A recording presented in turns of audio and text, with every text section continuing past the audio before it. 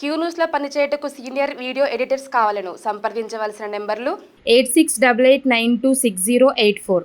మరీ ఇంత దుర్మార్గమా? కేంద్ర బడ్జెట్లో తెలంగాణ ఊసేది సబ్కా వికాస్ ఓ బోగస్. రాష్ట్రానికి ఒక్కటంటే ఒక్క కొత్త ప్రాజెక్టు కూడా ఇవ్వలే. ఇది వివక్ష మాత్రమే కాదు, ముమ్మాటికి కక్షే. సీఎం రేవంత్ రెడ్డి గుజరాత్కు Sabarmati river front bullet train ఉన్నప్పుడు తెలంగాణకు ఉండొద్దా? మూసీ రివర్ ఫ్రంట్ RRR కోసం నిధులు ఎందుకు ఇవ్వరు? తెలంగాణ ప్రజలు 8 ఎంపీ సీట్లు ఇస్తే బీజేపీ ఇచ్చిందేంది? ప్రధాని పదవి కోసం ఏపీ బీహార్ పాలకులతో మోడీ క్విడ్ ప్రోకో. తెలంగాణపై ఇదే వివక్ష కొనసాగితే మరో ఉద్యమం. కేంద్ర మంత్రి కిషన్ రెడ్డి రిజైన్ చేయాలని డిమాండ్. రాష్ట్రానికి జరిగిన అన్యాయంపై నేడు అసెంబ్లీలో ప్రత్యేక చర్చలో కేసీఆర్ పాల్గొని తన వైఖరింటో చెప్పాలన్న సీఎం. ఇంకా తెలంగాణకు ఒక్కటంటే ఒక్క ప్రాజెక్టు కూడా ఇవ్వలేదు. దీనికి బాధ్యత వహిస్తూ కేంద్ర మంత్రి పదవికి కిషన్ రెడ్డి రాజీనామా చేసి తెలంగాణ ప్రజలకు క్షమాపణలు చెప్పాలి. తెలంగాణపై మోడీ కక్షపూరిత వైఖరిని కాంగ్రెస్ ప్రభుత్వం తీవ్రంగా ఖండిస్తున్నది. దక్షిణాది రాష్ట్రాలపై కేంద్రం వివక్ష చూపుతున్నది. ఈ వివక్షపై తమిళనాడు, కర్ణాటక రాష్ట్రాల సీఎంలతో మాట్లాడుతా తెలంగాణపై కేంద్రం వివక్ష ఇలాగే కొనసాగితే మరో ఉద్యమం తప్పదు.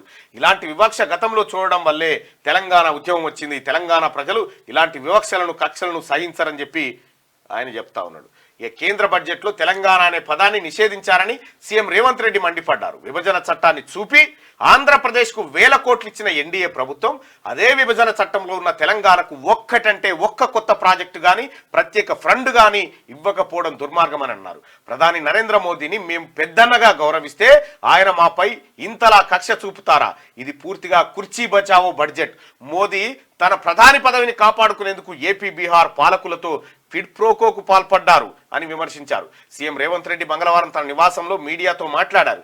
దేశంలోని అన్ని రాష్ట్రాలను దోచి బీహార్, ఆంధ్రప్రదేశ్కు నిధులు ఇచ్చారని, ఇది Naidu Nitish dependent alliance NDA budget అని ఫైర్ అయ్యారు.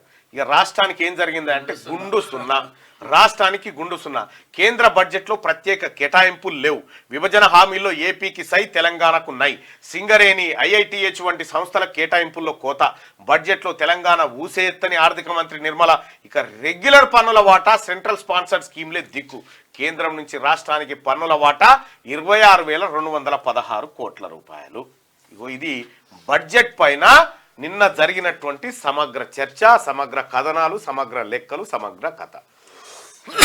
కనీసం భారతీయ జనతా పార్టీ రాష్ట్ర నాయకత్వము, ఎంపీలు, కేంద్ర మంత్రి కిషన్ రెడ్డి గారు, కేంద్ర కేబినెట్ మంత్రిగా ఉన్నటువంటి మీరు ఈ బడ్జెట్ను సమర్థిస్తున్నారా? ఈ అంశం పైన, కేంద్రం చేసినటువంటి నిర్లక్ష్యం పైన కేసీఆర్ గారు ప్రతిపక్ష నాయకుడిగా ఇవాళ సభకు వస్తాడా రాడా తెలియదు. మొత్తానికి తెలంగాణ రాష్ట్ర ప్రజల నోట్లో మట్టి కొట్టింది కేంద్ర బడ్జెట్. సో ఇదే అంశం పైన ప్రజలారా వాస్తవాలు ఇవి. మీరేమనుకుంటున్నారు? కేంద్రం బడ్జెట్లో తెలంగాణకు మోసం చేసిందా లేదా? క్యూ న్యూస్లో పనిచేయటకు సీనియర్ వీడియో ఎడిటర్స్ కావాలను సంప్రదించవలసిన నెంబర్లు 8688926084.